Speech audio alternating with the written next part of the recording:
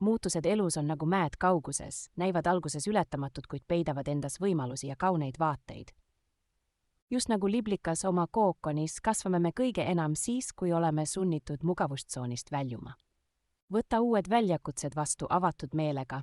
See, mis alguses tundub hirmutav, võib saada sinu suurimaks tugevuseks. Kui tuul puhub, siis mõned puud murduvad, teised aga õpivad painduma ja kasvavad veelgi tugevamaks. Iga teerist elus ei ole mitte ainult valik, vaid võimalus ennast uuesti määratleda ja avastada varjatud potentsiaali. Uute oskuste omandamine mis tahes vanuses on nagu uks, mis avab terveid maailmu, mida sa varem ei teadnud eksisteerivat. Muutus tähendab sageli seda, et astume edasi ilma täieliku pildita, usaldades, et tükid loksuvad aja jooksul paika.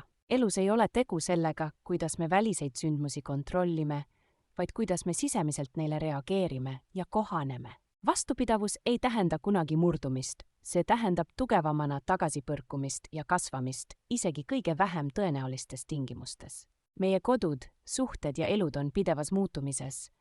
Õpi armastama mitte ainult lõpptulemust, vaid ka teekonda selle poole.